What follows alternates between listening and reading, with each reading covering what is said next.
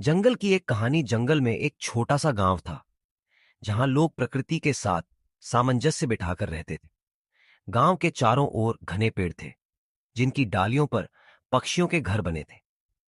गांव के बीच में एक बड़ा सा पीपल का पेड़ था जो गांव के लोगों के लिए एकत्रित होने का स्थान था। गांव में एक छोटा लड़का रहता था जिसका नाम रोहन था। रोहन जंगल में खेलना और जानवरों के साथ समय बिताना पसंद करता था।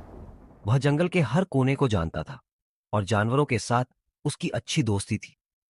एक दिन रोहन ने जंगल में एक अजीब सी आवाज सुनी। वह आवाज एक छोटे से झरने के पास से आ रही थी। रोहन ने जाकर देखा कि एक छोटी सी परी झरने के पास बैठी थी। परी ने रोहन को देखा और मुस्कुराई। नमस्ते, मैं जंगल की परी हूं। परी ने कहा, मैं इस जंगल की रक्षा करती हूं और जानवरों की मदद करती हूं। रोहन परी से बहुत प्रभावित हुआ और उसने परी से पूछा, आप जंगल की रक्षा कैसे करती हैं? परी ने कहा, मैं जंगल के जानवरों की मदद करती हूं और उन्हें खतरे से बचाती हूं। मैं जंगल के पेड़ों और पौधों की भी देखभाल करती हूं।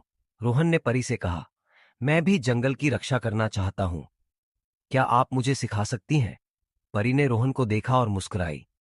बिल्कुल, मैं तुम्हें जंगल की रक्षा करने का तरीका सिखा सकती हूं। परी ने रोहन को जंगल के विभिन्न हिस्सों में ले जाकर दिखाया कि कैसे जानवरों की मदद करनी है और पेड़ों की देखभाल करनी है। रोहन ने परी से बहुत कुछ सीखा और जंगल की रक्षा करने का फैसला किया। समय बीतने के साथ रोहन जंगल का एक महत्वपूर्ण हिस्सा बन गया। जानवरों ने उसे अपना मित्र माना और पेड़ों ने उसे अपना रक्षक माना। रोहन ने जंगल की रक्षा करने के लिए अपना जीवन समर्पित कर दिया। एक दिन जंगल में एक बड़ा तूफान आया। तूफान ने जंगल के पेड़ों को तोड़ दिया और जानवरों के घरों को नष्ट कर दिया। रोहन ने परी की मदद से जानवरों को सुरक्षित स्थान पर पहुंचाया और पेड़ों की मरम्मत की। तूफान के बाद जंगल के जानवरों ने रोहन को धन्यवाद दिया और परी ने उसे गले लगाया। तुमने जंगल की रक्षा करने में बहुत अच्छा काम किया है, परी ने कहा। रोहन ने मुस्कुराकर कहा, मैं जंगल की रक्षा करने के लिए हमेशा तैयार हूं। और इस तरह रोहन जंगल का रक्षक बन गया और जंगल के जानवरों और पेड़ों की रक्षा करने के लिए अपना जीवन समर्पित कर दिया। कथा का संदेश।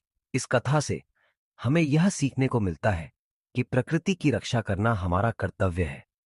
हमें जानवरों और पेड़ों की देखभाल करनी चाहिए और उन्हें खतरे से बचाना चाहिए। रोहन की तरह हमें भी जंगल की रक्षा करने के लिए अपना जीवन समर्पित करना चाहिए।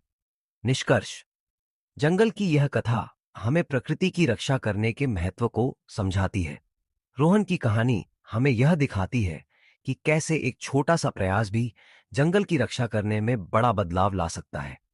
हमें जंगल की रक्षा करने के लिए अपना जीवन समर्पित करना चाहिए और जानवरों और पेड़ों की देखभाल करनी चाहिए।